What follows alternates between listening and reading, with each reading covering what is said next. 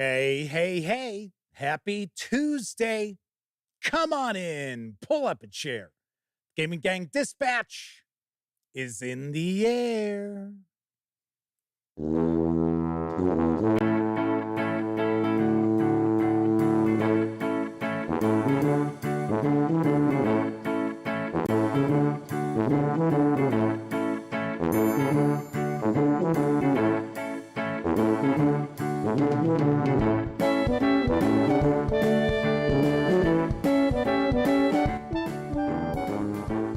Howdy, gang, and welcome once again to the Duct Tape Studios.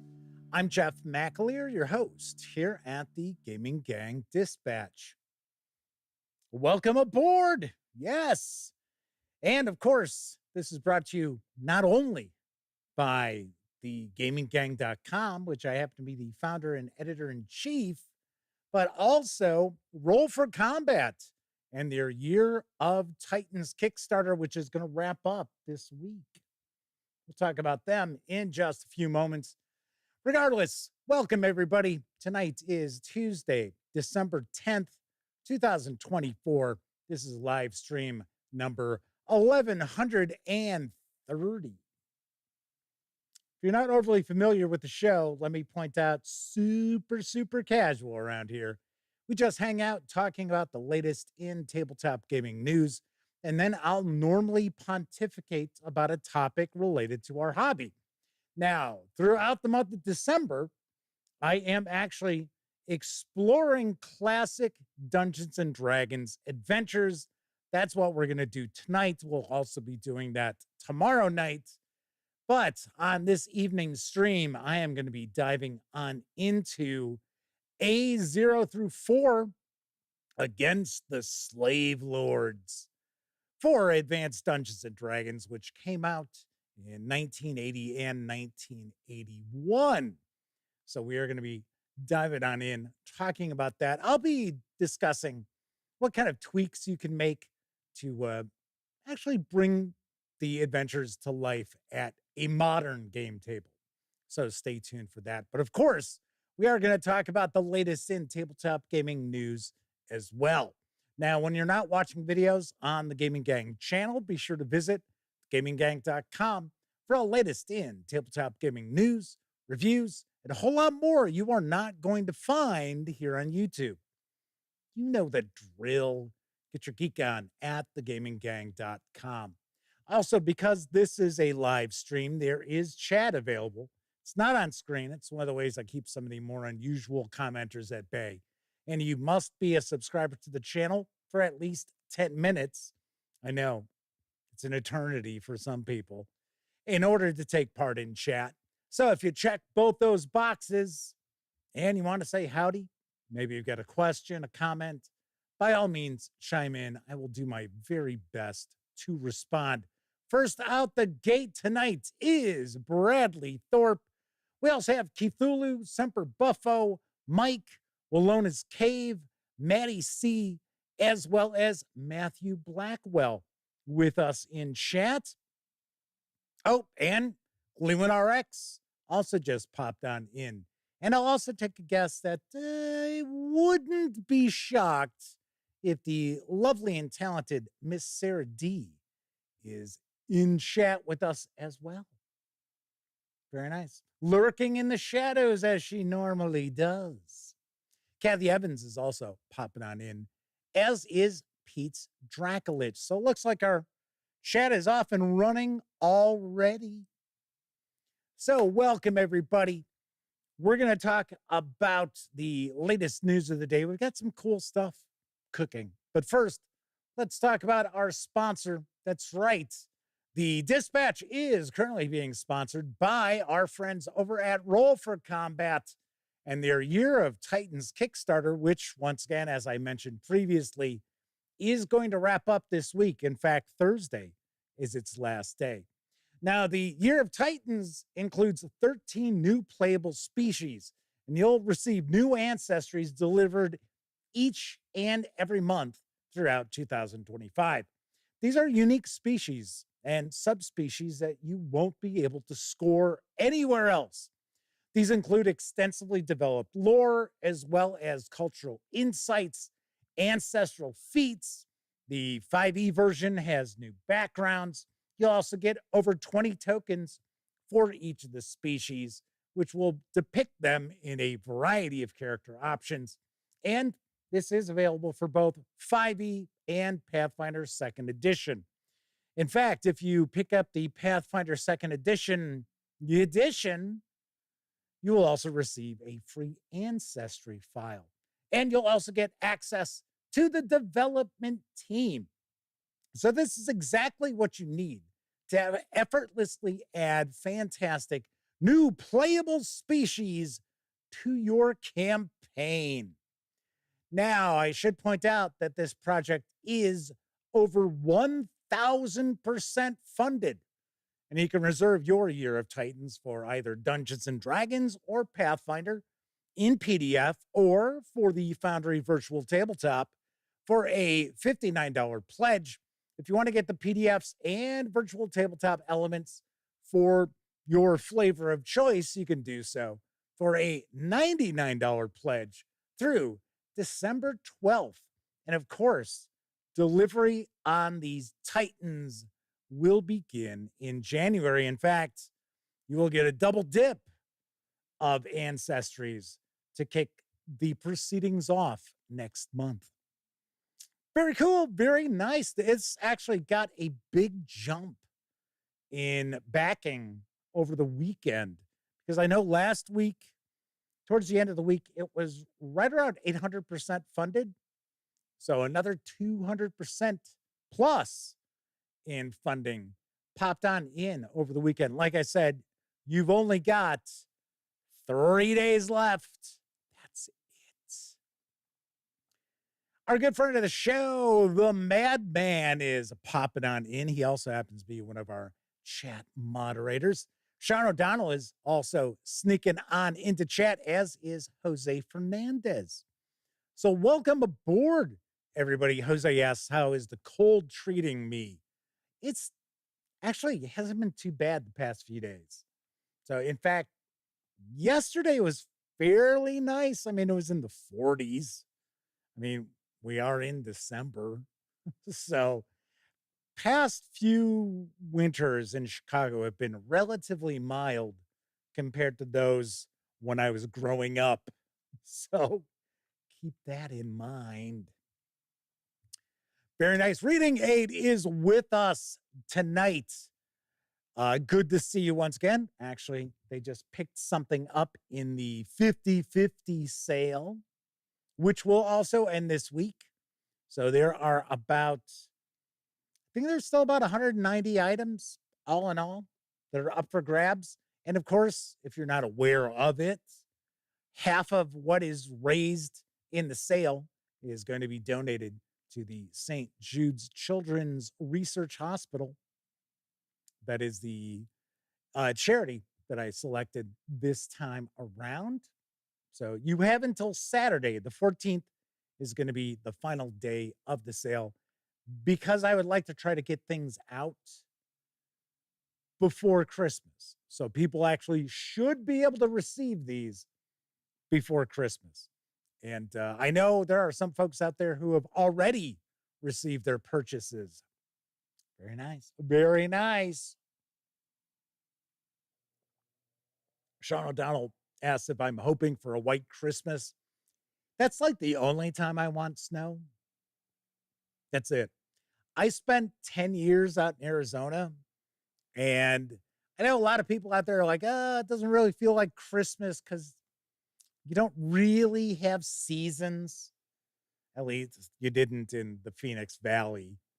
And you did kind of have seasons. There was ungodly hot for about 6 months, and then there's monsoon season where it feels like it's always going to rain, and it doesn't most of the time. So there you go. There you go. There was some mention of the Pathfinder Humble Bundle going on, which I think I heard through the grapevine. Now, I double-checked today. I didn't see any new tabletop gaming Humble Bundles. There's just the Pathfinder, which I talked about last week.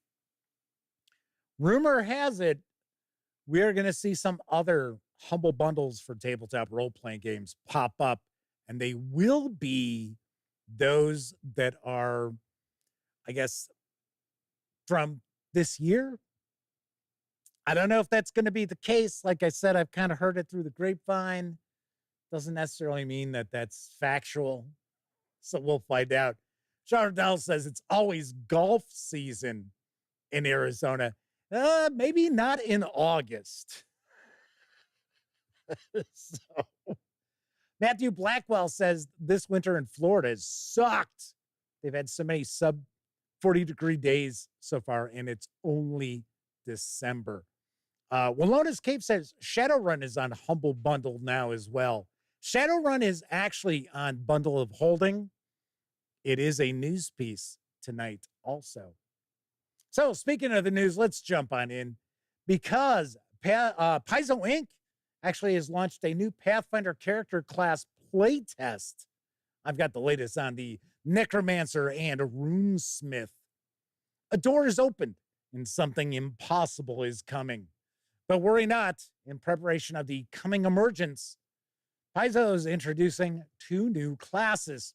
The Necromancer is an occult spellcaster who raises undead thralls to power their grave magic. While thralls lack the speed or cunning to fight on their own, what they can offer is their life, or unlife, that is.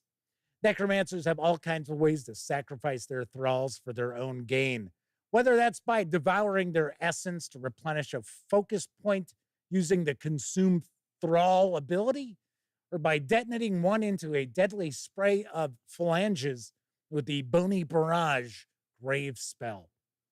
Equal parts artist, scholar, and warrior, the Runesmith devotes themselves to the study of mystical symbols.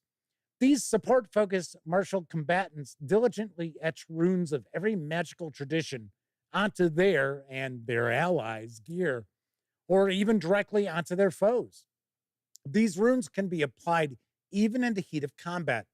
Use feats like engraving Strike to stamp Ranshu, Rune of Thunder, onto an enemy before invoking it to call down lightning, or trace Zolk, Rune of Homecoming, in light onto an ally's boots to ensure their path back to you is always a little shorter. This playtest is going to run for 8 weeks. It began yesterday. It's going to continue through January 31st. In addition to playtesting these classes in your home games, you'll also be able to try them out in the organized play program by making your own Pathfinder Society characters using the rules located in the Guide to Organized Play. The Necromancer and Runesmith classes and all related options are available to all players during this playtest. Once you've had a chance to get a feel for the new classes, please be sure to leave your feedback to let Paizo Inc. know what you think of them and where you think they could be improved. They're looking forward to hearing what you have to say. And they're also asking for you to share stories of your adventures with these classes on social media.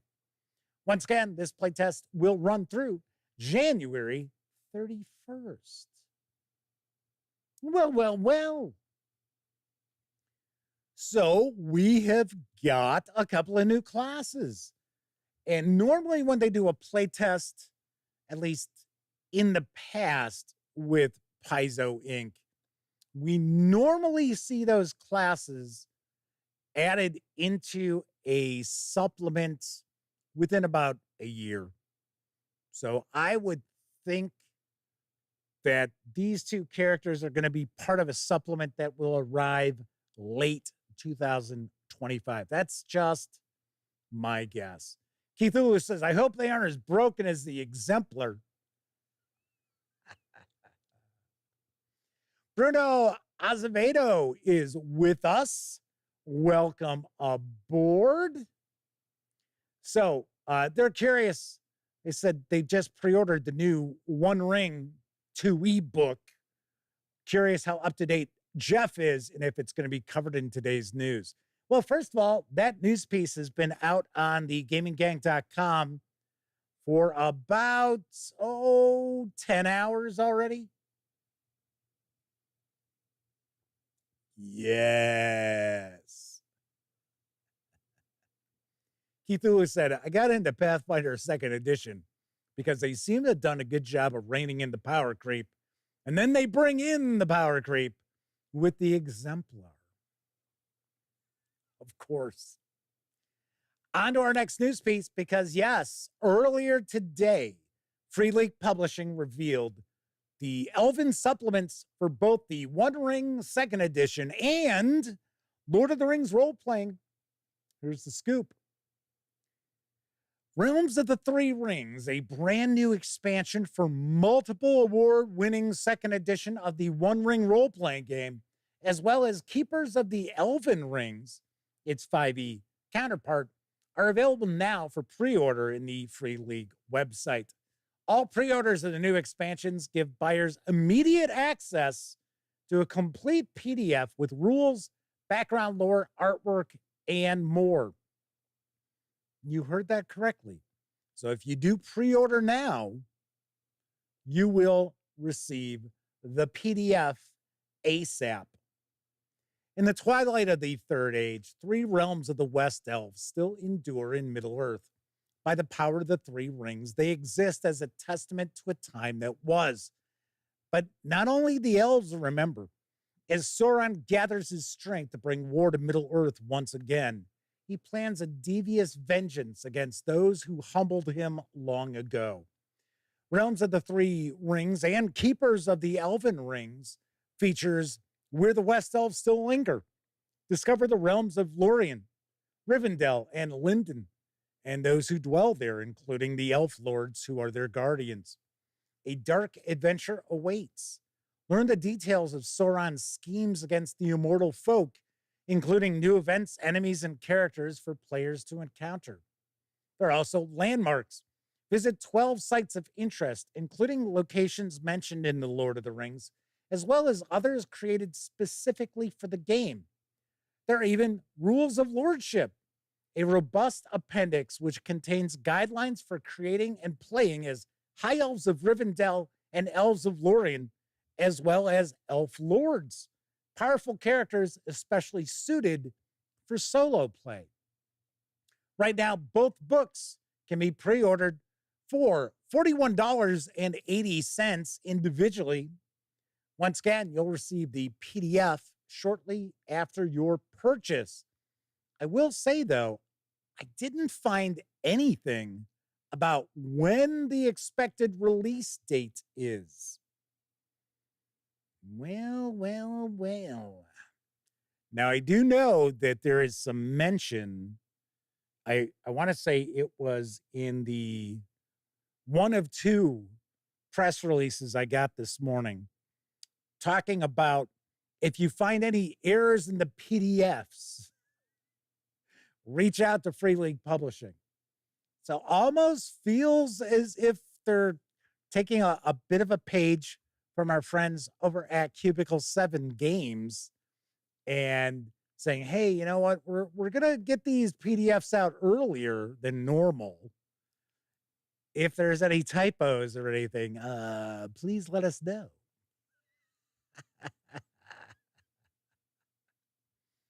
Very nice. Very cool. But once again, I thought it was kind of weird. No mention of when this will be out in stores or when it will ship out to those out there who have pre-ordered.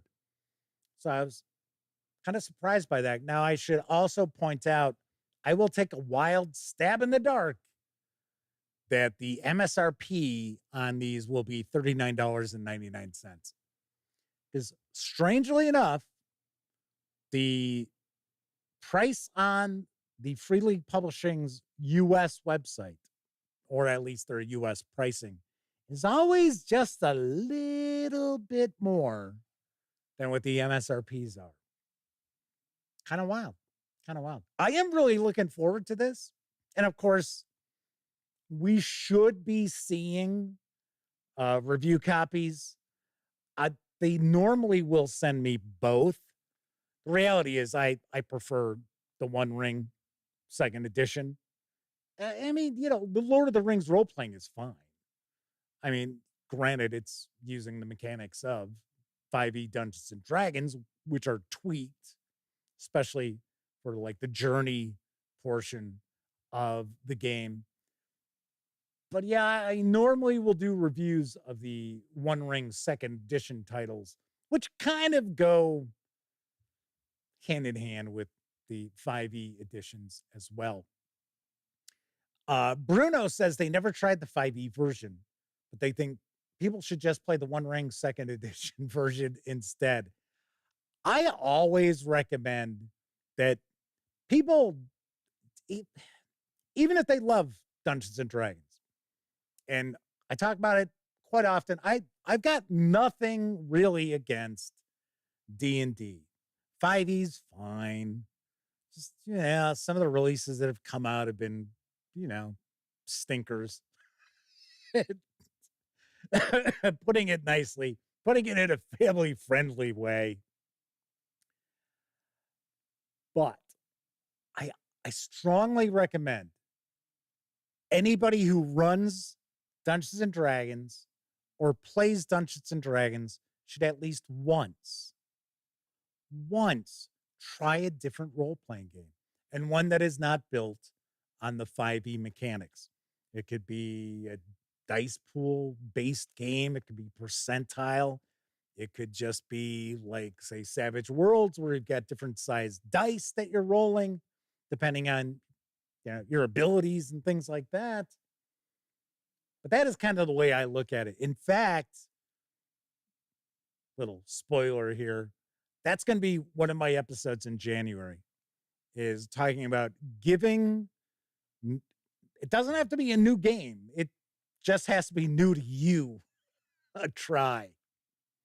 Very nice. Very nice.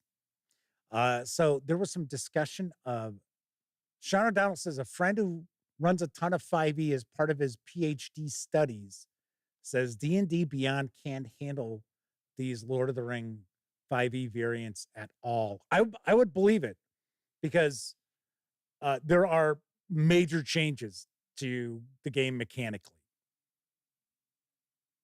So there is that.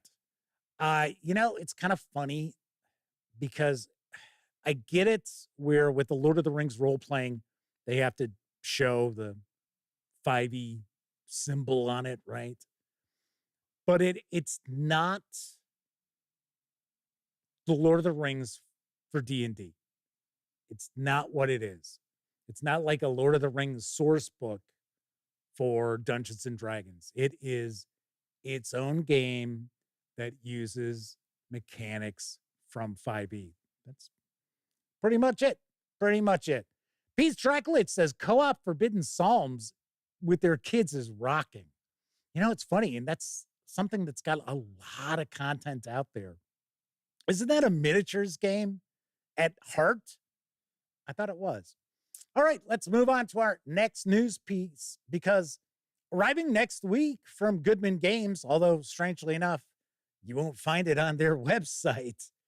There's no order page, at least as of this morning, for it, is the Dungeon Crawl Classics Tome of Adventure Volume.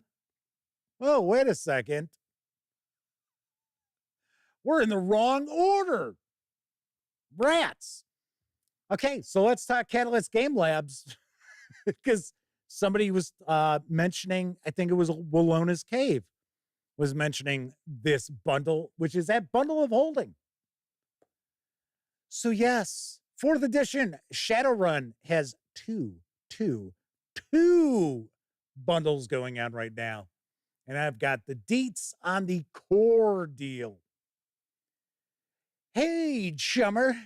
This new Shadowrun 4E Core Mega Bundle presents more than 24 tabletop role-playing rulebooks and supplements for Shadowrun 4th edition, published between 2005 and 2013 by Catalyst Game Labs, including the complete 20th anniversary rulebook, which popped out in 2009, plus the key rules expansions, weapons, magic, cyberware, the Matrix, that provide everything you need to run your own Shadowrun cyberpunk fantasy noir campaign in the awakened world of 2070 to 2074.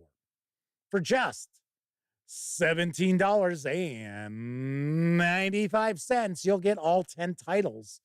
And this offers Core Mega Essentials, which has a retail value of $123 as DRM free PDFs, including the complete 20th anniversary rulebook, the introductory mission On the Run, the Runner's Companion and Runner's Toolkit, the 4 major Shadowrun 4 rules expansions, Arsenal, Augmentation, Street Magic, and Unwired, as well as the Game Master screen.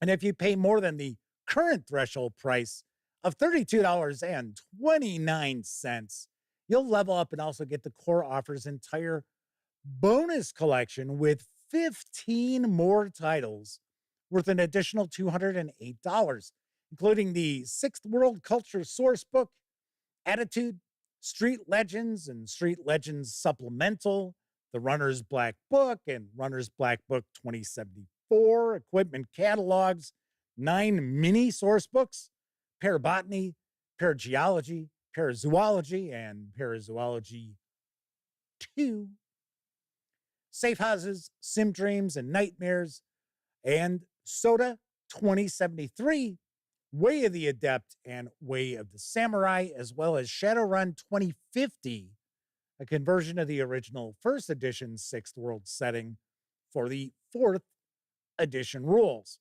9 of these titles appeared previously in the May 2015 Shadowrun 4E bundle. There are 15 titles which are debuting for the first time in this offer. So altogether, if you add it all up, you're really looking at $320 worth of Shadowrun 4th edition stuff. Not too bad, not too bad. Now, these savings are going to run through December 30th. 10% of your payment after gateway fees are going to be donated to the Diana Jones Award Emerging Designer Program. Yes.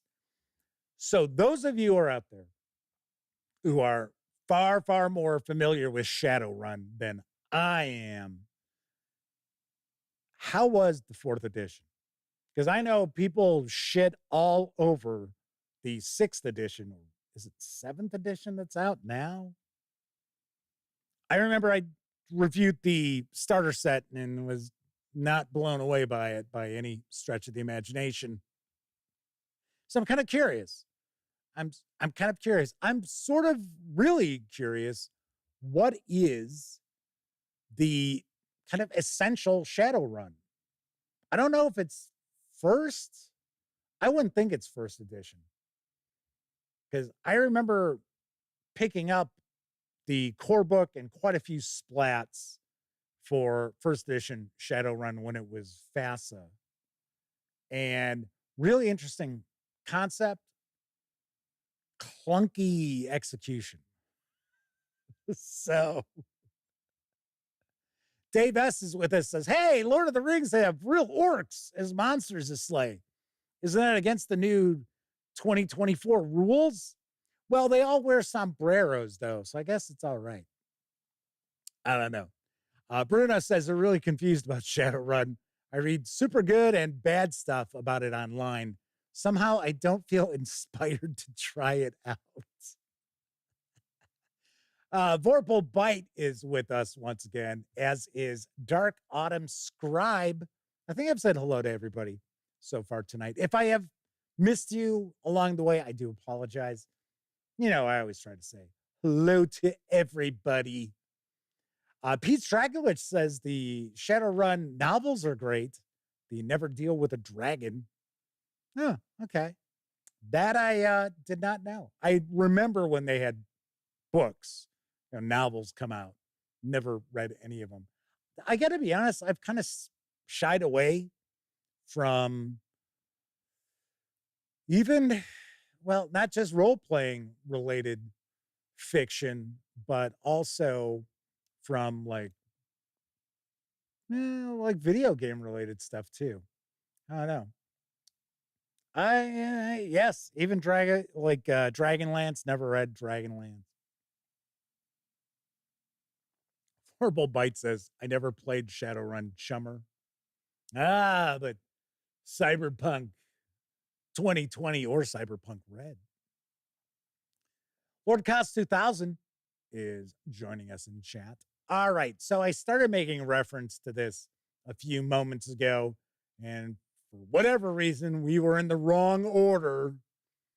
But as I started to say, arriving next week in stores, supposedly, from Goodman Games, is the Dungeon Crawl Classics Tome of Adventure Volume 2. There it is. I've got the lowdown. 7 Dungeon Crawl Classics role-playing game adventures in one volume. Tome of Adventure Volume 2 collects 7 adventure modules published for the Dungeon Crawl Classics role-playing game rule set, mostly written by DCC legend Harley Stroh and the DCC Director of Product Development, Michael Curtis. Within the covers of this book lurk sea queens, framed wizards, terrifying giants, time-frozen robots, and even more fantastic dangers, each demonstrating why Dungeon Crawl Classics is the perfect game to capture that classic sword and sorcery style of adventure. Whether this is your first taste of DCC RPG or you're well acquainted with its flavor, you'll find a feast unlike any other inside the Tome of Adventure Volume 2. This includes numbers 73, Emrakul was framed, 74, Blades Against Death, 75, The Sea Queen Escapes, 76, Colossus Arises, 77, The Croaking Fane, 78, Fate's Fell Hand, as well as a big favorite for many people, number 79, Frozen in Time. This 200-page hardcover is going to carry an MSRP of $49.99 when it lands in stores on December 18th. So I seem to remember there were 3 Tomes of Adventure volumes that kickstarted in a single Kickstarter. So this is one, and this has the Dungeon Crawl Classics adventures. The other one is Lankmar. So it collects 7 of the Lankmar adventures. And then I think the other is the Purple Planet. So I believe they are all hitting stores next week. I will double check. If they are, I will be sharing news of those as well. Kevin R. Smith is popping on into chat. Good to see you. Let's move on to our final news piece, because following a successful Kickstarter, Deeply Dapper Games has released Gruß vom Krampus, a holiday horror tabletop role-playing game. Here's what I know, and I guess I'm going to have to pronounce this in the way I do. Mausrita! Gruß von Krampus. It's an all-new, self-contained, 100-plus page game built on Morkborg, utilizing their awesome rules and third-party license. It also serves as a handy winter-themed toolkit for anyone looking for inspiration for their holiday horror role-playing games. It's fully compatible with Morkborg and easily mutated to be used with any other role-playing game system, but also stands alone as its own system and game. Gruß von Krampus is a D20-powered game where players roll against a difficulty rating in an attempt to beat it and succeed. It's simple to learn, character creation takes a few minutes, and it's perfect for one-shot games. The book is inspired by classic Christmas cards and Dickensian book illustrations, using classic artwork, modified artwork, and the series of holiday horror card collections that have been actually made by Dapper, what was it again? Deeply Dapper Games. Took me a second. I guess they've been selling these like Krampus cards for quite some time. I guess 7 years. It's written, illustrated, designed by Chris McClanahan. In Gruß von Krampus, you play an elf in a place so naughty that the seven saints of the season have abandoned the world. I'll save one, Krampus.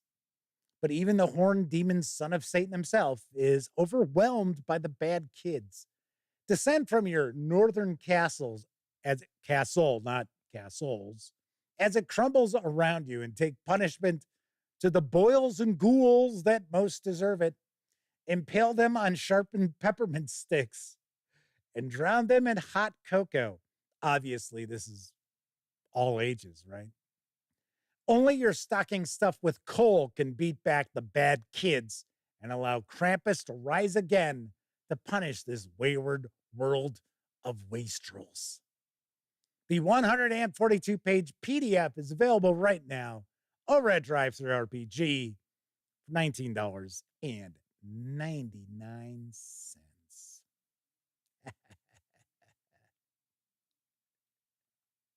I thought it sounded pretty fun. Pretty bizarre. Yes, yes, yes. All right, that is it for the news tonight. Of course, I was just talking about Drive-Thru RPG. Don't forget, the Gaming Gang, thus the Dispatch, is affiliated with the One Bookshelf sites. So if you're going to go visit Drive-Thru RPG, Storytellers Vault, Dungeon Masters Guild, Wargame Vault, what have you, please stop by thegaminggang.com first. Click on one of our banner ads. That way, if you happen to make a purchase, I get a small portion of that sale. And all those nickels, dimes, and quarters really do add up and help keep thegaminggang.com around. Also, if you like the video, if you dig the channel, if you find the gaminggang.com to be a valuable resource, hell, if you just like what we do, you can always stop on by paypal.me/thegaminggang to make a small donation. Hell, you can buy me a 2-liter bottle of soda.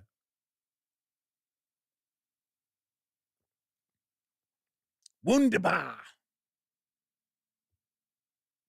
And there are some folks out there who stop on by paypal.me and make not small donations, such as recent visits by our good friend of the show, the Madman, my buddy from high school, Scott Weigel, John Webster, and Joshua Edwards.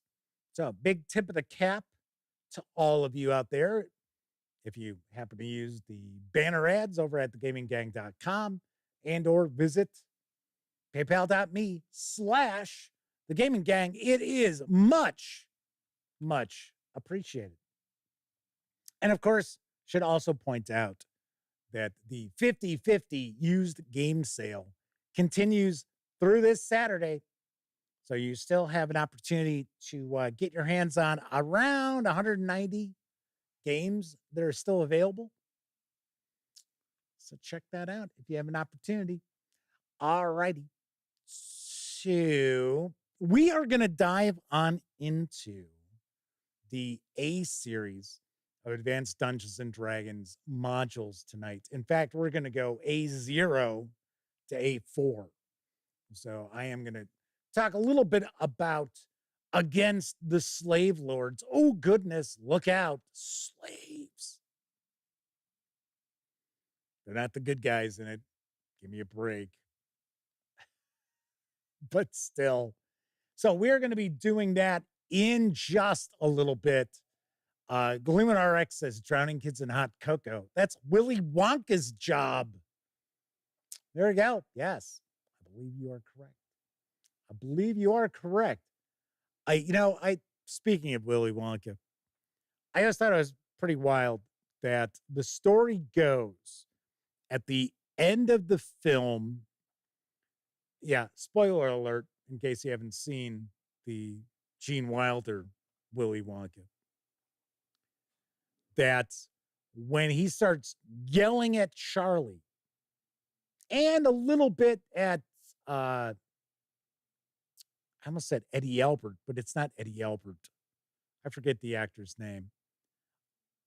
That they had no idea that he was going to yell at them. So the reaction you got when they're like, holy shit, is real. I was like, oh, that's kind of cool. That's kind of cool. Alrighty. So we're going to dive on into Against the Slave Lords in just a few moments. But first, I think it's time for a brief intermission.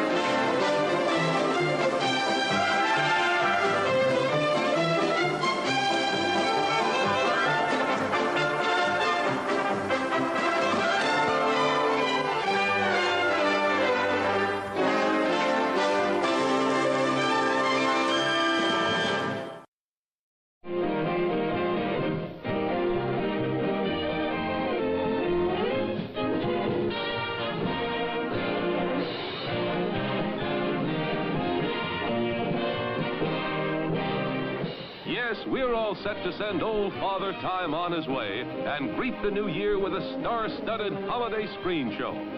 So for riotous laughter, for hilarious fun, for a festive evening of rollicking entertainment, plan now to attend the liveliest party in town, our Gay Gala New Year's Eve late show, Saturday, December 31st. I love these Wilkins coffee commercials, don't you? I'm tired of them. Just kidding, Mr. Wilkins.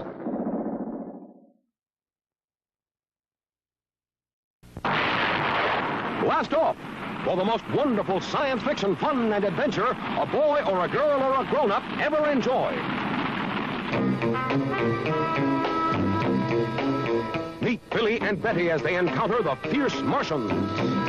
It's so exciting, so amazing, you'll want to tell all your friends about that wondrous day when red-faced Santa meets the green-faced Martians. You'll see it all when Joseph E. Levine presents Santa Claus Conquers the Martians.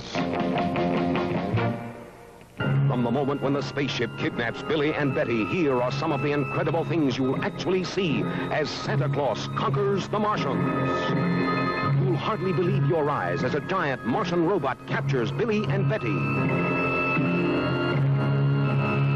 The evil Boldar imprisons Billy, Betty, and Santa in a space death chamber. Will they escape?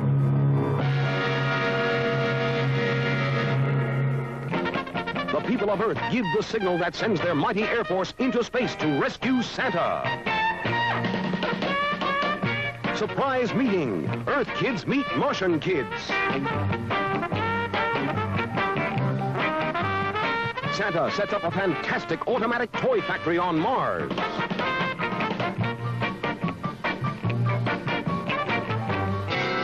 The Martian leader battles the wicked Boldar in a desperate effort to save Santa.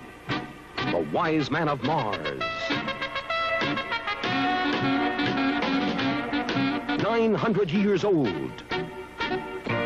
The Battle of the Toys, when Martian kids and Earth kids join Santa to battle the bad guys of Mars.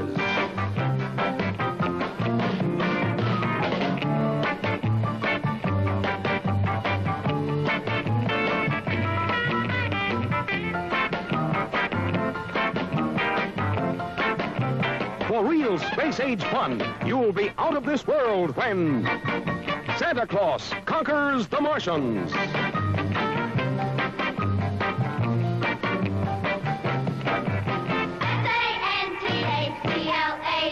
hooray for Santa Claus!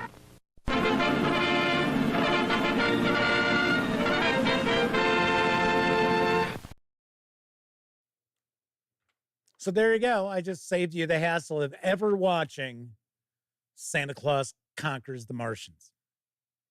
Because you got it all right there. What, 2 minutes, 20 seconds? Something like that. Plus, you even got a guest appearance by Martian Gandalf. So there is that. A god-awful movie. But yes, it is an excellent episode of MST3K.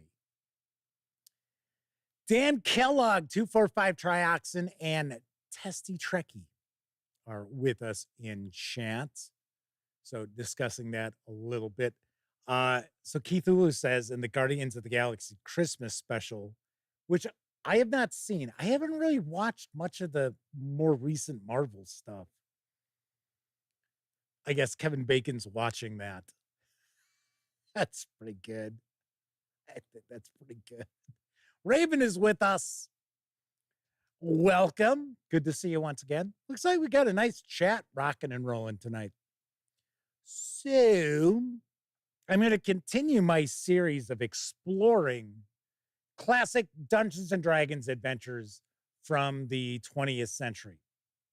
And tonight, I'm going to dive on into the A series, including A0.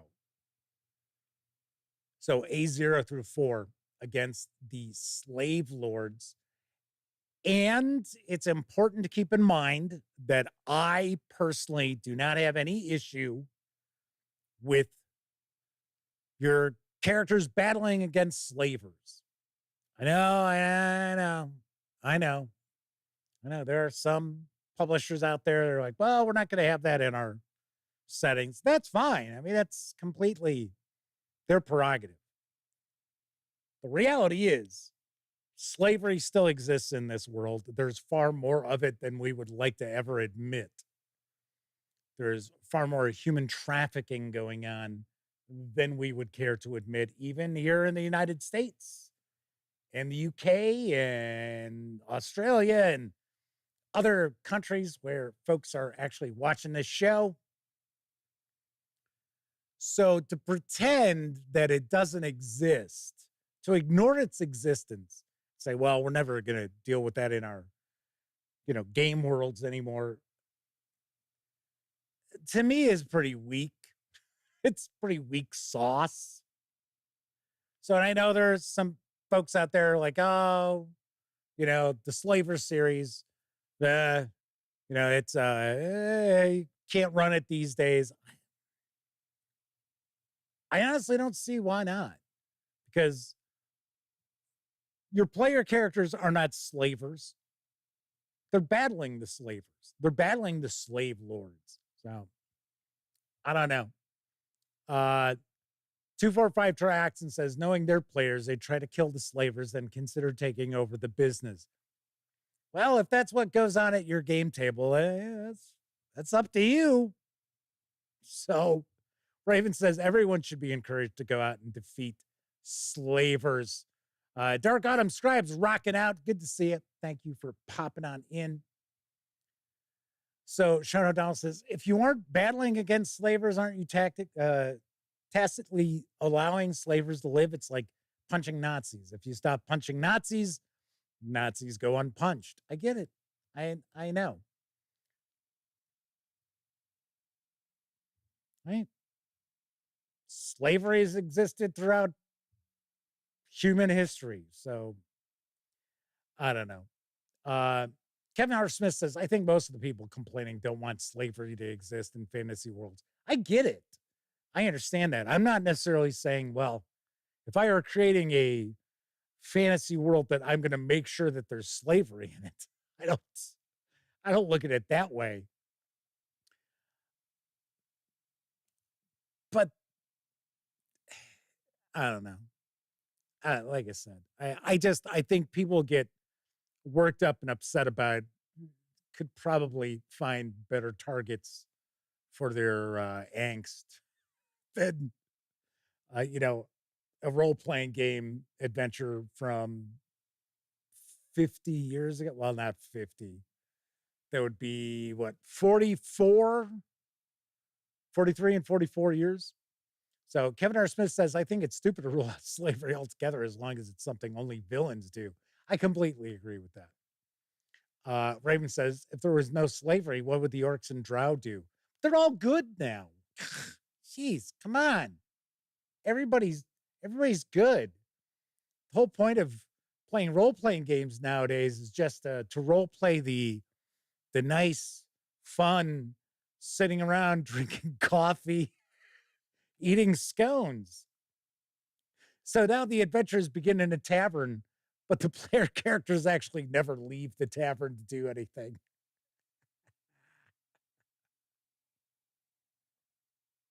All right. So let's talk a little bit about Against the Slave Lords. So I never ran it. I know for a fact I had A1 and A2. And I don't remember if I owned A3 and A4. Once again, like I said, never ran it. I have read it. So back about 2013, Wizards of the Coast actually started, well, they were releasing kind of limited edition reprints of the player handbook and Dungeon Master's Guide, Monster Manual. And then they were also putting together these collections, which weirdly enough, we've got Against the Slave Lords. We also have Scourge of the Slave Lords, which collects A1 through 4. It has a different opening adventure and kind of makes some tweaks to some things. So that actually is a later release than what we're talking about here. So we're actually going to focus on the core adventures plus the 2013 adventure, which is Danger at Dark Shelf Quarry, which was written by Skip Williams. So I love the fact that this is built upon the tournament that took place at Gen Con 13, which would have been 1980. And A1, A2, and A3 were all first round adventures in the Dungeons and Dragons Open. I think they called it an Open at that point in time. So what they did is they actually had A1 was the first day. So if your team was in that tournament the first day, then they got A1.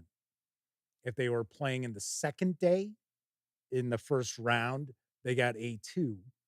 And then if they were in the third day, then they got A3. And then the finale that Sunday was A4.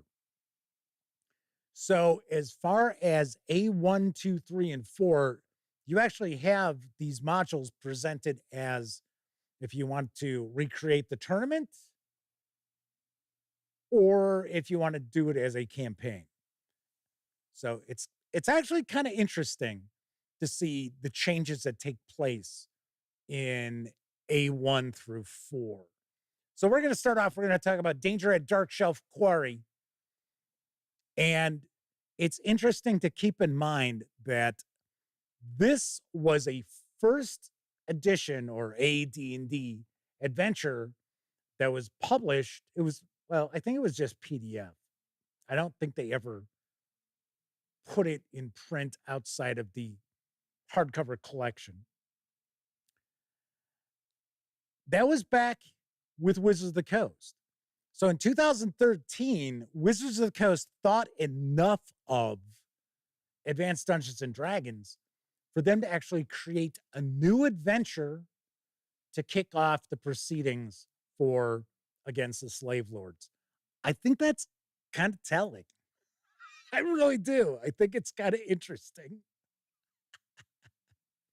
that, 11 years later, it's sort of like, oh, poo poo.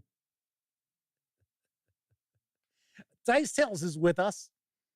Good to see you once again. So the A0 starts off, it is for levels 1 through 3.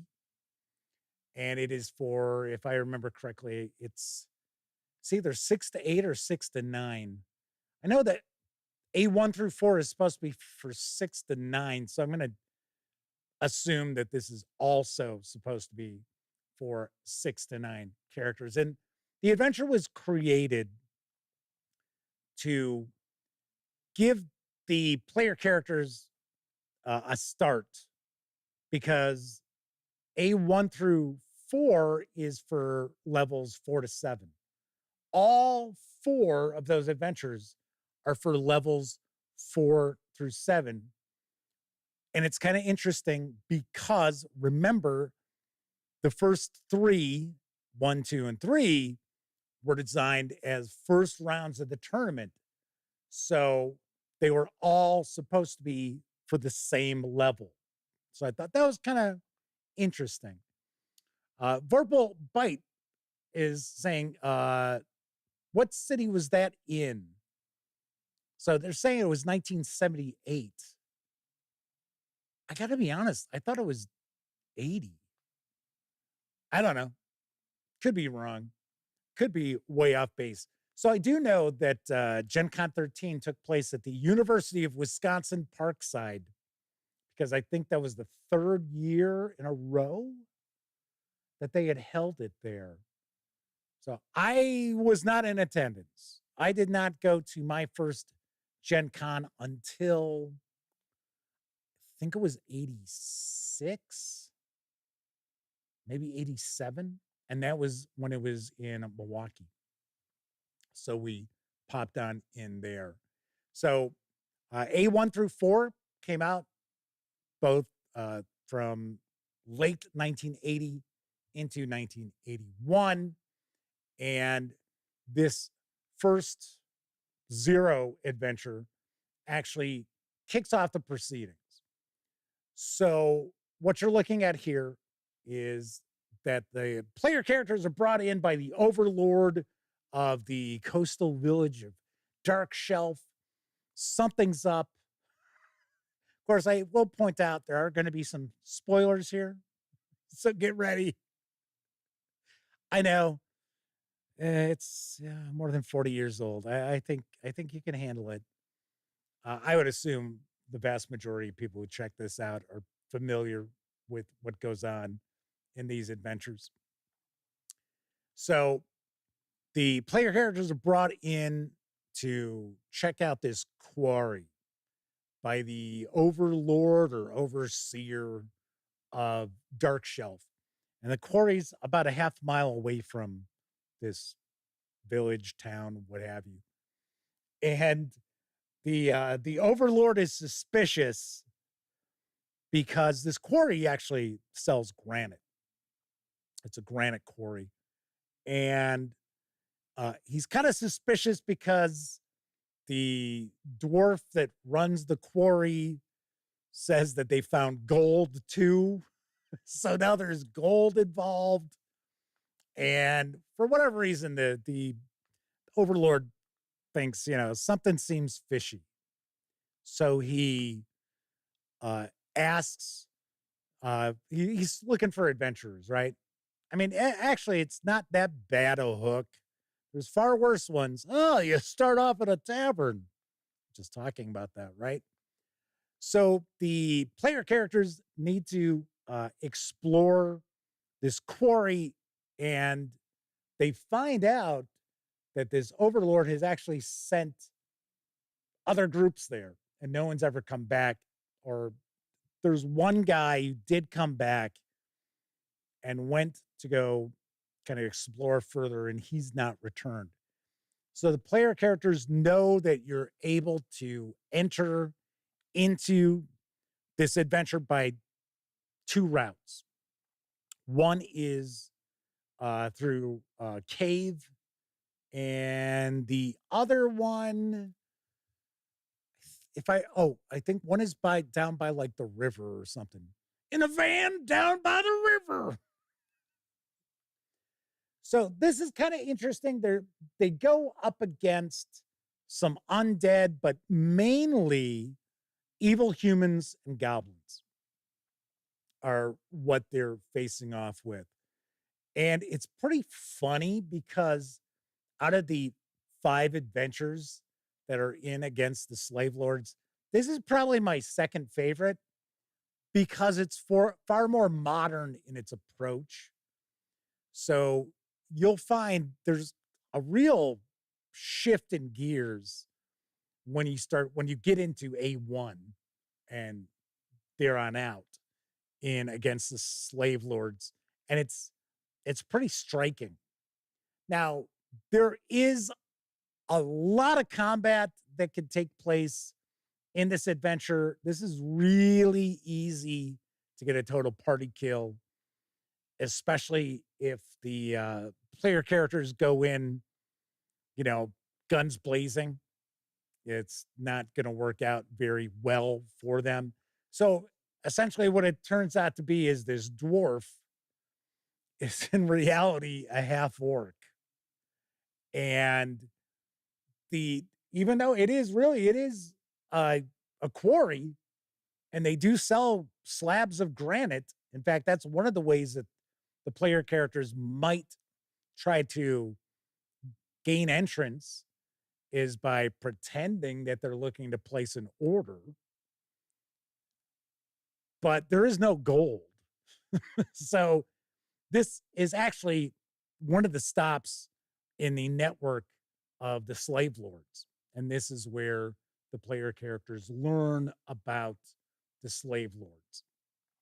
And the half orc is employing goblins at night, who the locals all think are dwarves because they never have an actual opportunity to get a good look at them. And then during the daytime, they actually have humans from the village working in the quarry. And then in other areas, they also have slaves. So there are some interesting set pieces to this. There are some interesting encounters to this. The half orc is assisted by this evil elf. So she's kind of interesting as far as an NPC. So like I said, I do like this first chapter of Against the Slave Lords. I think there's a good amount going on. I would certainly trim some stuff out because this, depending on the approach that your players take, this could turn into a really, really long slog. One thing that I would definitely change is the encounters that the player characters might have with some of the kind of important baddies in this adventure who are overseeing slaves. The slaves are so afraid of whoever the overseer happens to be. Like in one case, it's a half orc cook that they attack the players as well. I'm not that big a fan of that.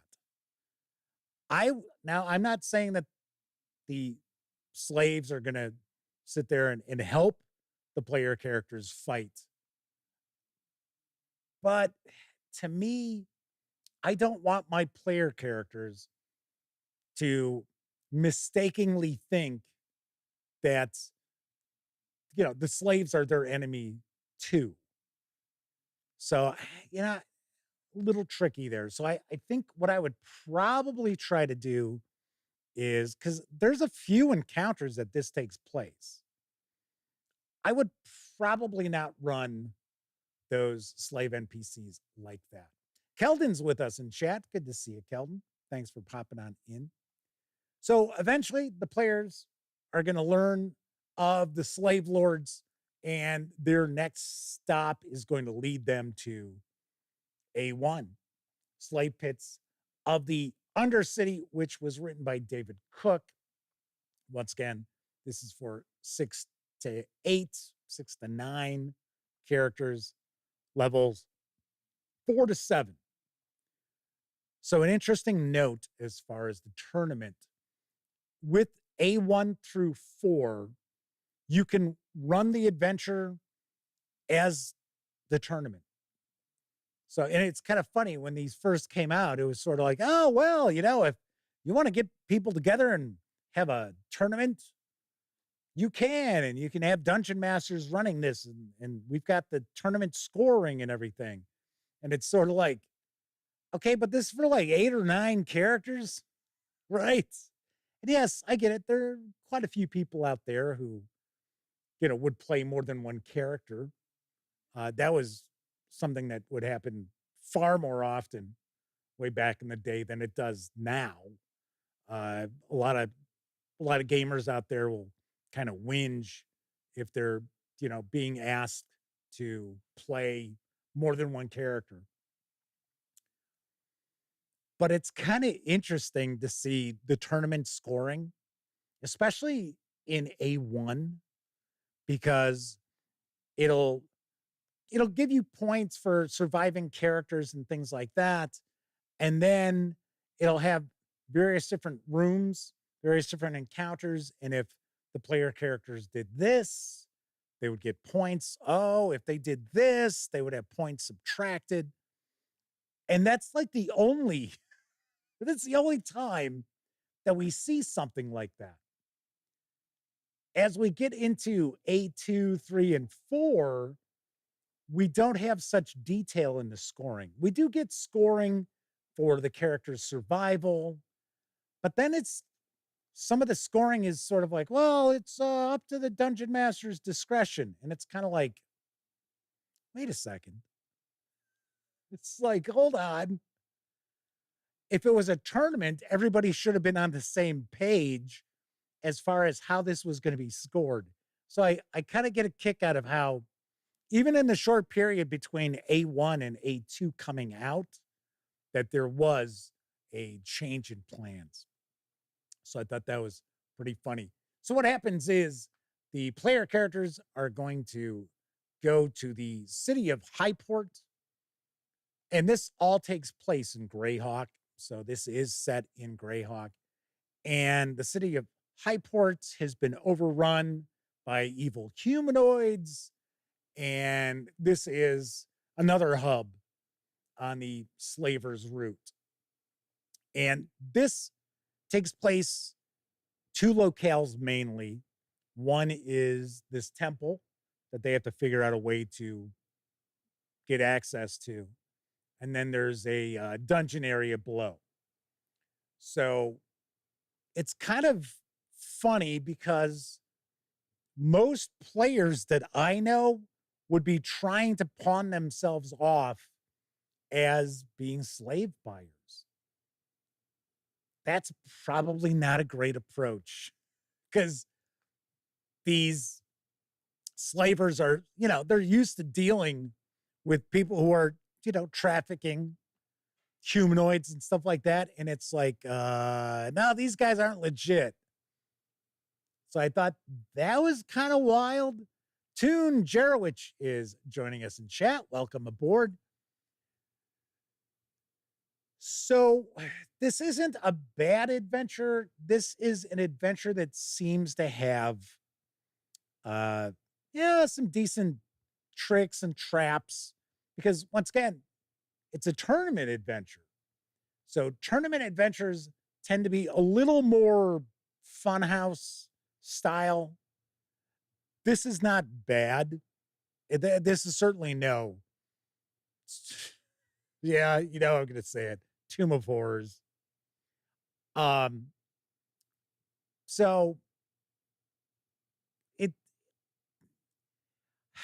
the thing with against the slave lords that I think it's important to keep in mind is that looking at these adventures from kind of a modern design perspective is that there isn't really a lot tying these together outside of, okay, well, now you found out the next place you have to go.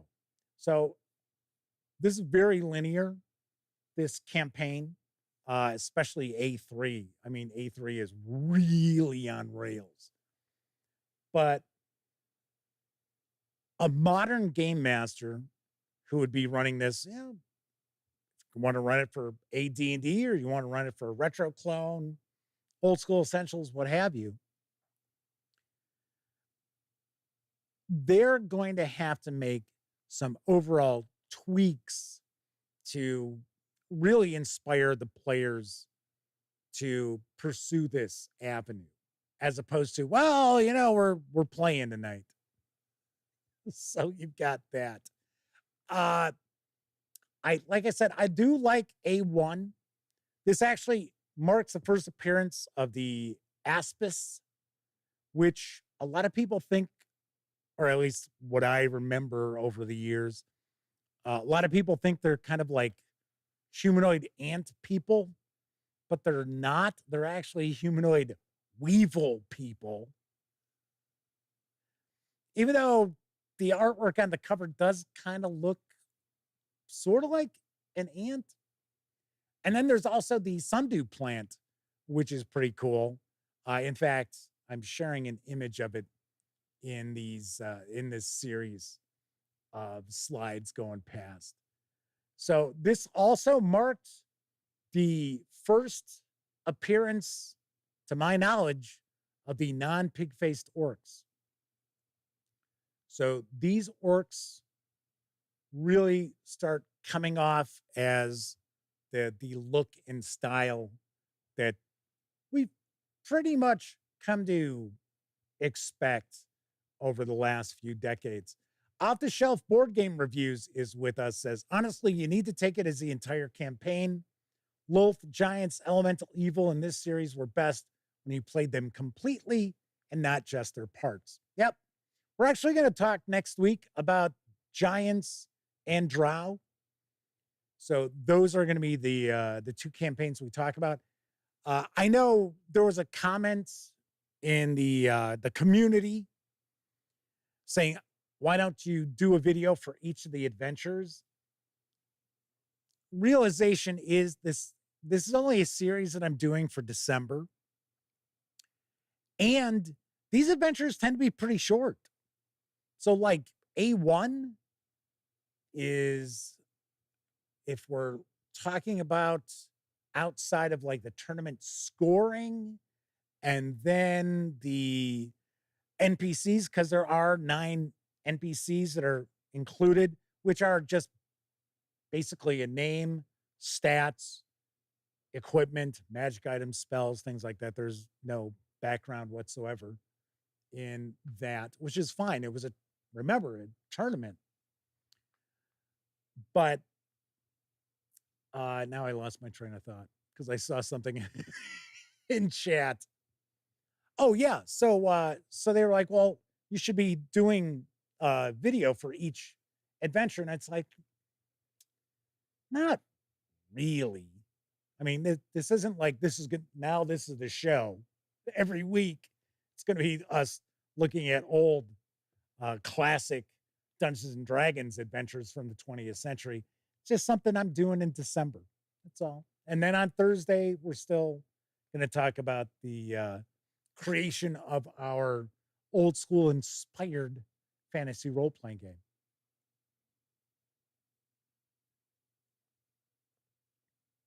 Tassie Trekkies once again mentioning that Tomb of Horrors is kind of Gary Gygax flipping the bird to players that annoyed him. So Kevin R. Smith says it was supposed to be a challenge, Tomb of Horrors, for advanced players. Ironically, the two he designed for it to defeat, Ernie Gygax and Rob Kuntz, both beat it easily. Pretty nice. Okay, so we move into A2, which is Secret of the Slaver's Stockade. And that is written by Harold Johnson with Tom Oldvay. Once again, 6-9 characters, levels 4 through 7. Gotta say, this is a pretty difficult adventure to tackle with the characters at the levels indicated. Because one of the things about being a tournament adventure was if you ran it as a tournament, the characters would not level up. There was no morale for creatures. Creatures showed no mercy, and they fought to the death.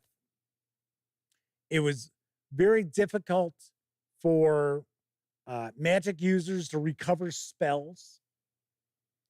So kind of interesting, the approach to it, because each tournament session, each round was only 3 hours in length, from what I understand. So that's not a whole hell of a lot, considering how much combat would be taking place. When we get to the end of A3, I'll mention something that I think is kind of funny from what I've heard from this tournament over the years. So I will say one thing I do really like about this adventure is that, hold on a second.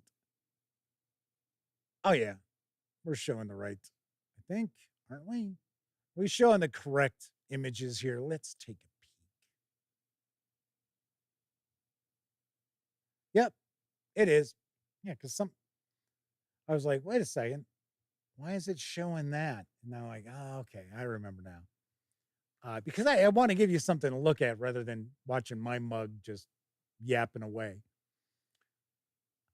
One thing I liked about this adventure quite a lot, just like I like A4 the best out of all the adventures in Against the Slave Lords, is that the players have to think on their feet. They have to approach this because the tournaments were designed for the players to try to outwit the tournament, as people are pointing out with Tomb of Horrors. And I like the fact that if you go into this in murder hobo mode, that it's going to be a total party kill. There's absolutely no doubt about it that it is just going to be a bloodbath for the players. So something else that I thought's kind of cool is you've got, well, the stockade is really a hill fort. And then there's a dungeon below. And there's even the option, if you're running this as a campaign, that you could simply eliminate the hill fort so that it's been destroyed, and then the players actually move on to the dungeon area below. This is the first time that the player characters will actually meet one of the slave lords who actually has a name, Marquisa, who is kind of an interesting recurring NPC that you can utilize, a recurring villain. I don't think there's enough recurring villains in this campaign. I would certainly try to introduce some of the other slave lords a bit earlier in the proceedings, just to really kind of drive home just how just diabolical and evil these NPCs are. So Marquisa is a bit of a mad scientist. So there's actually an aspect of body horror in this adventure because she's experimenting on all these different creatures. And when she's dissatisfied with her experiments, she just tosses them down into the caverns below, which then the player characters are going to have to encounter. There are some good options for some parlay here. There are ways to avoid combat by way of stealth or trickery. And the core monsters that you face in A2 are actually goblins and hobgoblins. So, weirdly enough, you can actually go and kind of track the progress of these adventures where you start facing weaker and weaker creatures. But one of the keys to against the slave lords was that, especially in A3, well, A2 a little bit, more so like A4, is we start getting into some of the tactics that these creatures are going to utilize because, kobolds, really? Come on. Give me a break. We'll just wade through these kobolds. Well, not when there are a lot of them. So I thought that was kind of an interesting take that they utilized. But once again, you have to keep in mind too, is that because the first, second, and third adventures were all single rounds that were the first round in the tournament, they also had to make sure that everything was pretty even and balanced between the three adventures so that it was still fair.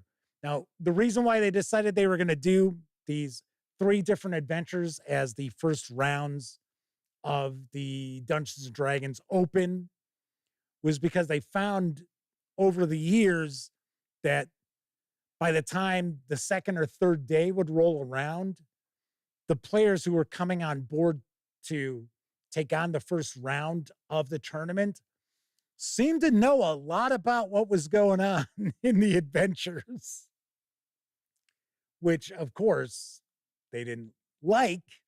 That it was like, so if you were playing in the third day of first round action and you had talked to other people, well, then of course you had a leg up on other people who had gone earlier. So there is that. I should mention that the monsters that we get that are introduced for the first time here are the Boggle, the Cloaker, the Haunt, and the Phantom. Kind of interesting that the Cloaker makes its first appearance. So Off the Shelf Board Game Reviews says early editions combats were tons faster than 5th edition D&D. You could actually make some progress in 3 to 4 hours. Yeah, because you had characters even at higher levels that were far squishier. You didn't have all that. You didn't have as much hit point bloat.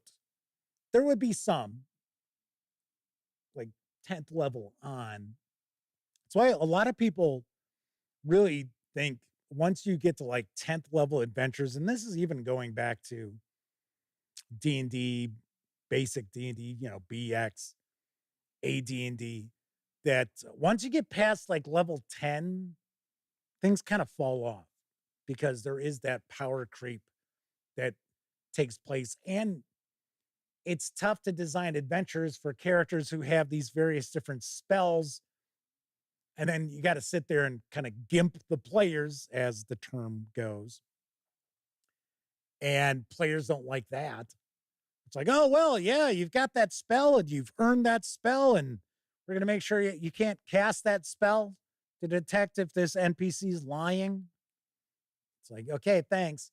So we move on to A3, which is Assault on the Area of the Slave Lords, which is by Alan Hammock, who, I got to be honest, I wasn't familiar with.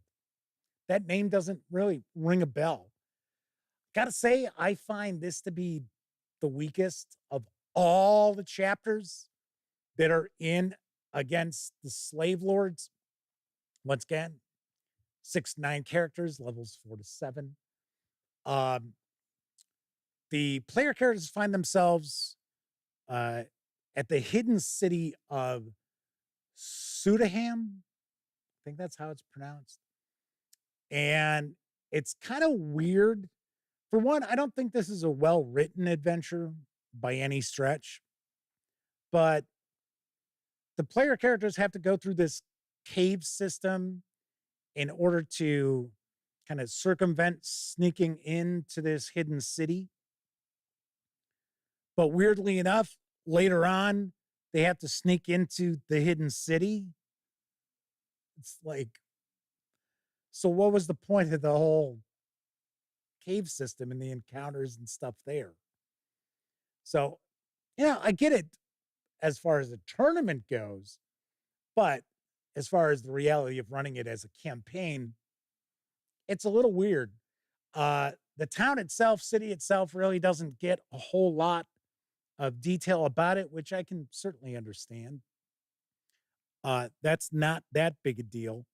This is kind of a situation where it's sort of almost like fetch quests from video games, where it's kind of like, okay, you go talk to this person, they're going to put you on to this other person, and then that's going to take you off to something else.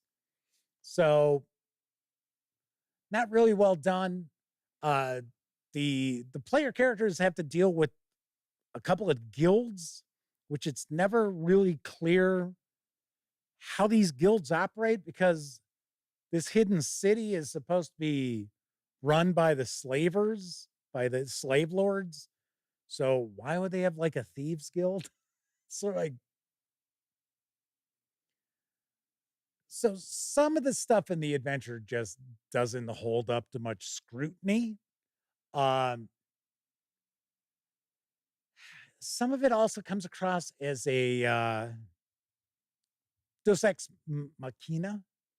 So it's sort of like, okay, so after the fact, this is how things line up so that this will happen. It's kind of weird. Also, the way the finale is of A3 is that if you're playing it as a campaign, the player characters will take on some of the slave lords. And if they win, it's sort of like, yay, hooray. Campaign could be over, but you also still have A4. So in the tournament, no matter what the players did at this big battle at the end, they lost. They lost against the slave lords, and that was the end of that session. So I thought it was funny. I have heard over the years about people who played this in the tournament. They were at Gen Con, they played in the open, and they got to the end of this and they thought, okay, well, we're out, we're done. Because they were defeated. They figured, okay, well, that took them out of the action. Well, it turned out the finale, the final session of the tournament is A4. So A3, if you look at it just kind of alone as an adventure, for one, it doesn't hold up all that well. And its purpose, it's really on rails. I mean, the whole campaign is on rails, but A4 tends to be a little more open than the other adventures. But the thing is, it's almost like the purpose of A3 is simply only to get you to A4. That's it. So it's sort of like, okay, so you've just played through this adventure simply so you can be put in a situation that A4 opens with. So the monster that appears for the first time is the Steroper, not necessarily like a big famous monster at all. Pete Stracklich points out that against the slave lords, ranked as number 20 in Dungeon Magazine's 30 greatest adventures of all time. Angzar Arts is with us in chat saying a lot of people call 5th edition an overcomplicated skirmish game. I was going to say, as Kevin points out, that sounds more like 4E. That's what I was thinking too. That was the big it was a complaint for some people, and other people were like, wow, that's what I really like about it, is the kind of tactical combat aspects of it. All right, so moving on to A4 and the Dungeons of the Slave Lords. It is written by Lawrence Schick. And if I remember correctly, the concept of this adventure was actually lifted. I was going to say stolen, but it wasn't really stolen. It was lifted from an adventure that I think it was Howard Johnson ran. Or Harold Johnson, I should say. Howard Johnson. Harold Johnson ran, where the players all started with their characters, have nothing. And that's what happens at the beginning of In the Dungeons of the Slave Lords. So to me, I think this is the icing on the cake. This chapter here is what really makes Against the Slave Lords memorable, because even though it's kind of a given these days, you always have adventures where it's like Verbal Bite says, Howard Johnson's, I used to eat there all the time. Yeah, and it used to be a chain of motels too. Don McCleary's with us in chat. Welcome aboard. But with A4, what I started to say was that it's kind of a given nowadays where you have adventures where the characters start off and they've been stripped of everything and they've got nothing. You know, maybe they've got a loincloth and that's it. This was the first time that something like that happened in a role-playing game. So the characters have been defeated by the slave lords. They have been left for dead in the caverns below the city. They've got no weapons, no armor. They have no spells. They have no equipment, no rations. They don't have anything of use. So what they have to do is they have to use their wits to survive and escape. And it's, like I said, this is my favorite chapter of this campaign because it's a lot more open. There are a lot more options for the players to take.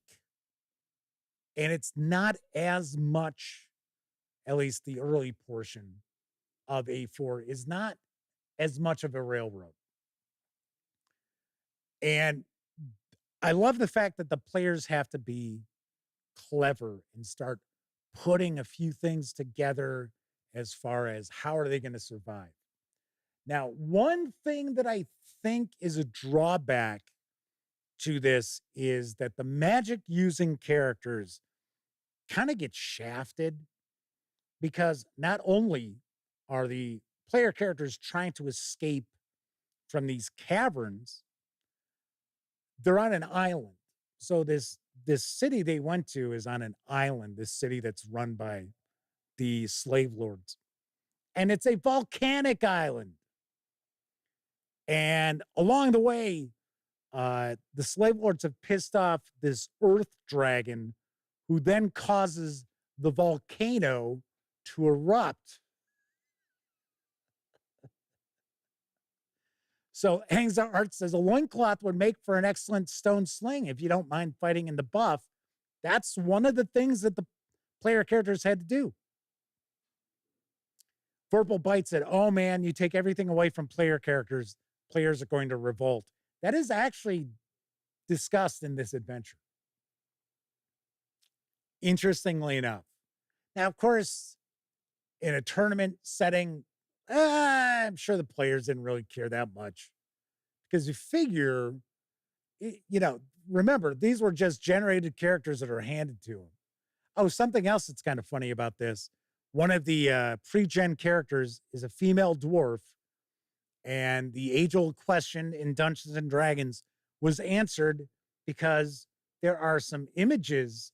I think there are 2 through the campaign of the female dwarf, and yes, she has a beard. So I guess that was a burning question for a lot of people. This is also another adventure where the player characters will have some options where they can avoid combat. There's also an NPC that they encounter who helps them, who has been essentially sent by those who started the characters off on this journey. So if you're playing against the slave lords, it would be the overlord of how was it?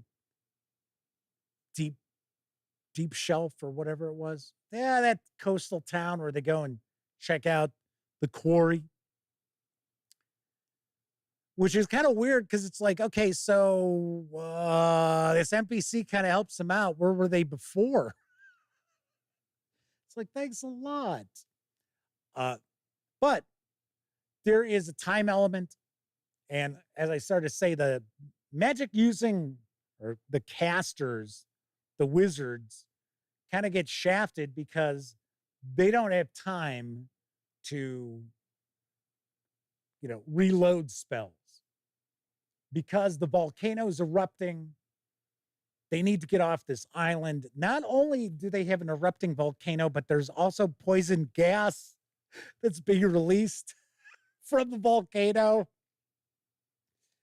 Yeah.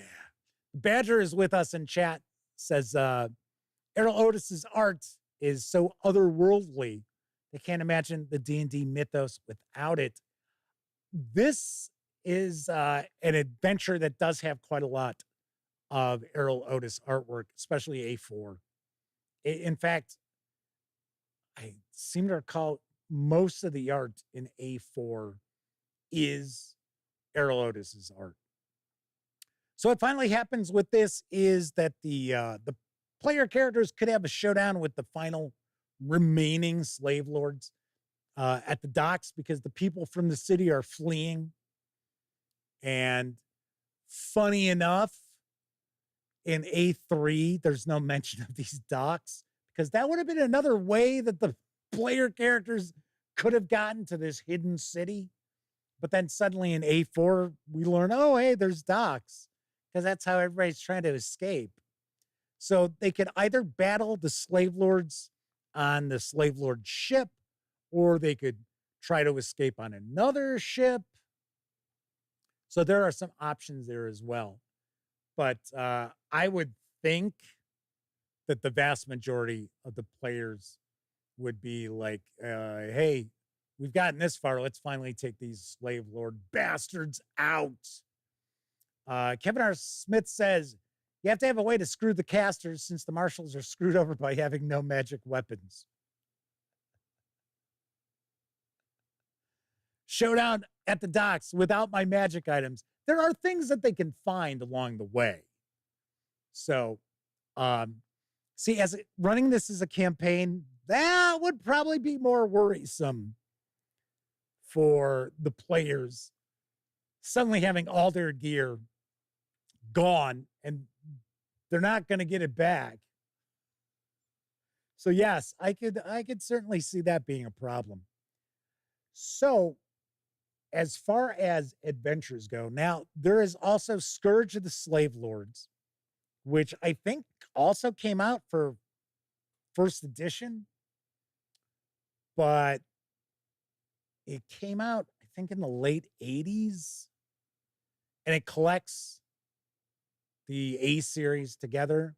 It's got a different opening as opposed to A0, and they try to tie it more in with the Temple of Elemental Evil, where when the A series came out, The only thing that I think was out at, well, I know the rest of the Temple of Elemental Evil was not out, but Village of Hamlet, I think, was out.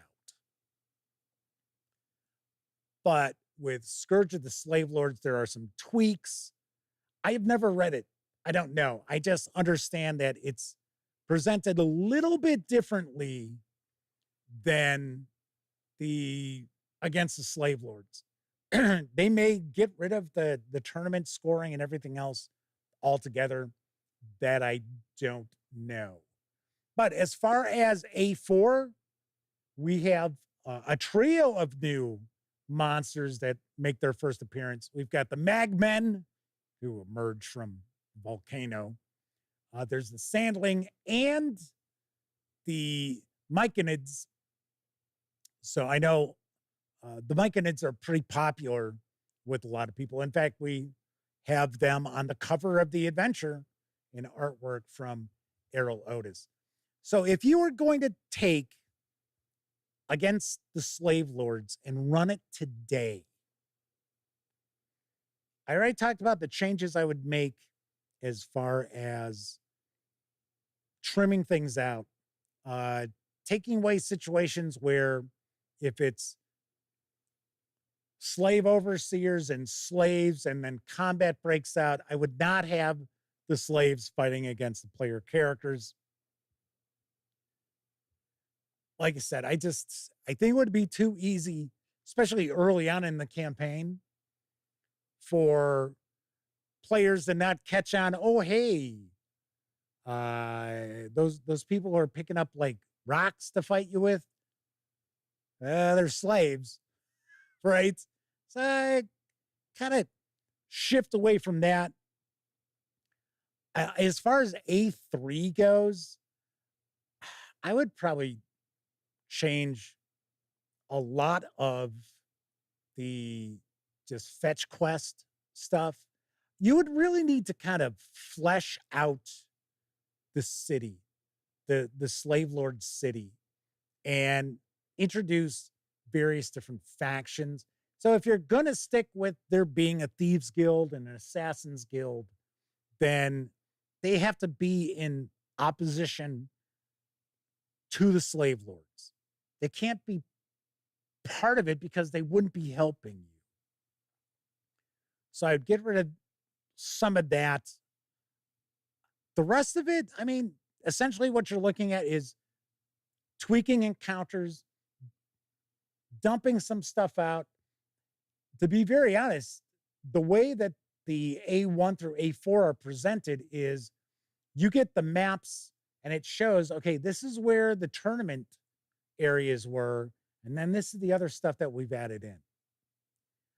I would maybe, for some of the chapters, stick with the tournament areas, because all depends on how long you'd want this campaign to take. I would think for the most part, even though these were tournament adventures, I would have a hard time seeing the players complete each of these adventures in like a 3-hour period. And the whole point was, in the tournaments, they weren't expecting you to finish the adventures. You got points for how many areas you visited. You got points for, well, like in A1, you get points based on the approaches you took to some of the various different challenges and traps and tricks and things like that.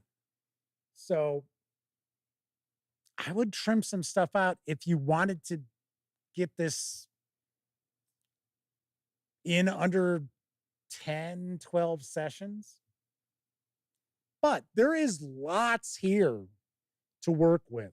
And there is a reason why this is, well, or was ranked number 20 on the, I think that Dungeon Magazine article is from 2010-ish. So it's a ways back. So Affordable Bite says, I'm taking my hard-earned magic items. That's it. Campaign's over. I'm not coming back.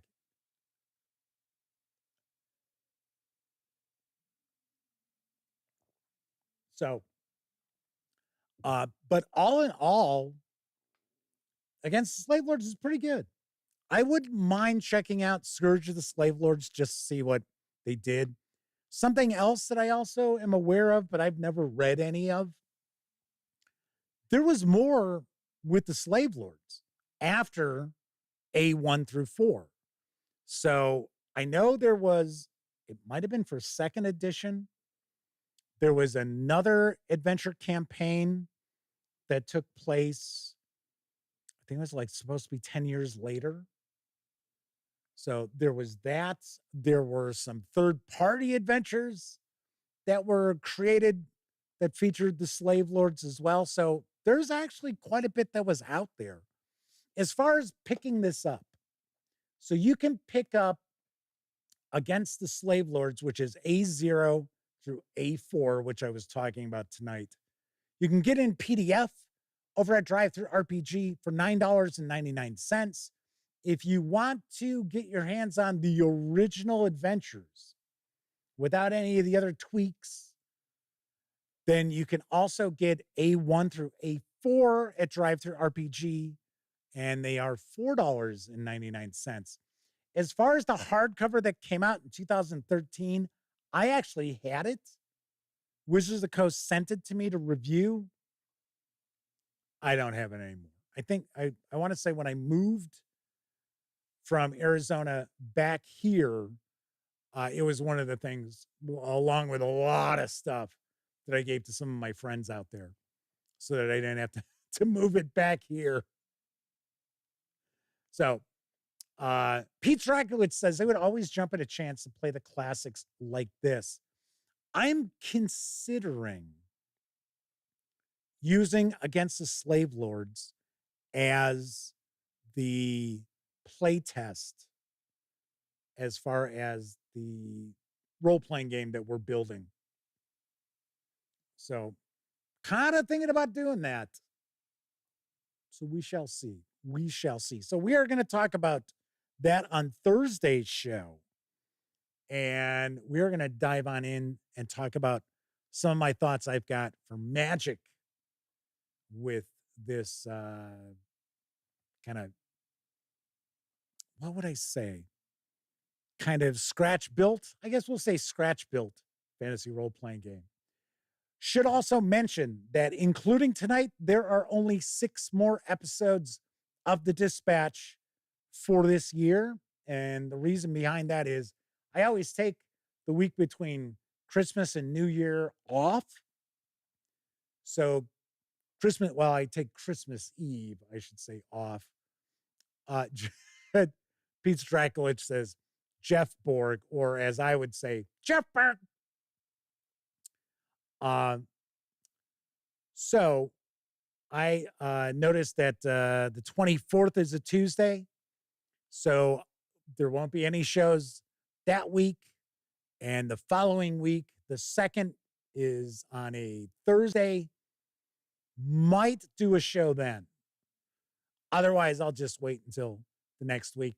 But like I said, there are only 6 episodes, including tonight, left in the year for The Dispatch. So just so you know, tomorrow night, we are going to actually take a look at the Lost Caverns of Sothanth.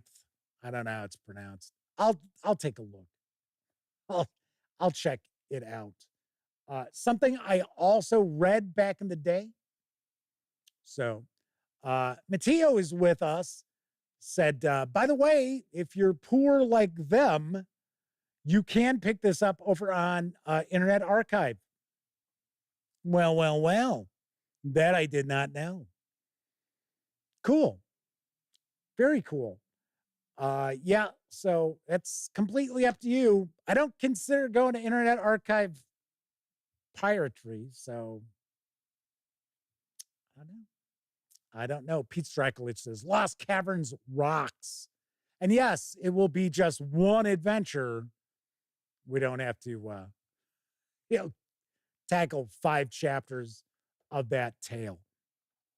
Something else I do want to mention that I think is kind of interesting too is when you're like taking a look at A0 through A4, just how different the design philosophy of those AD&D adventures happen to be. And it's funny because they had come a long way from OD&D to that point.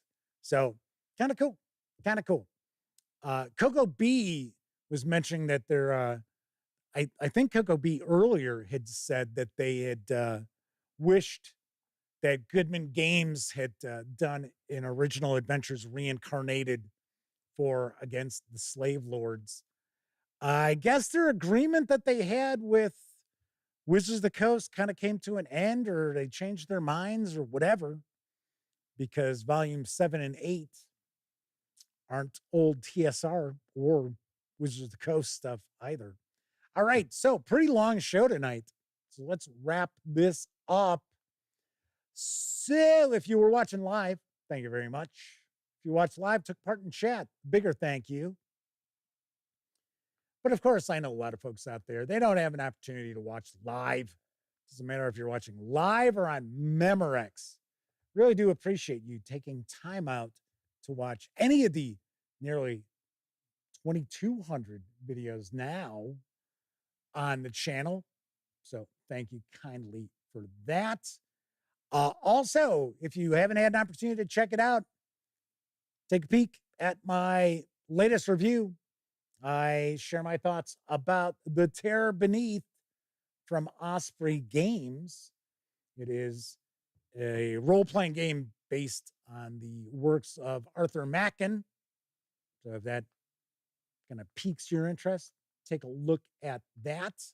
So very nice.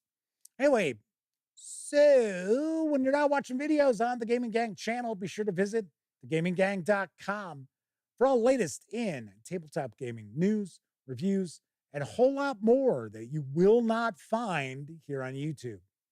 You know the drill. Get your geek on at thegaminggang.com. Everybody, enjoy the rest of your morning, afternoon, evening, whatever time of day it is in your neck of the woods. I will be back tomorrow. Once again, big thank you to our sponsor, Roll for Combat, and their Year of Titans Kickstarter. Once again, this is wrapping up on Thursday, December 12th. So if you haven't taken a peek, give it a look. I will be back tomorrow. Once again, I'm Jeff McAleer.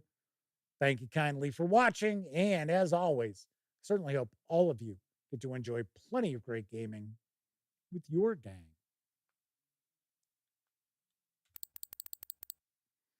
Yep, forgot to do that. Ring that bell.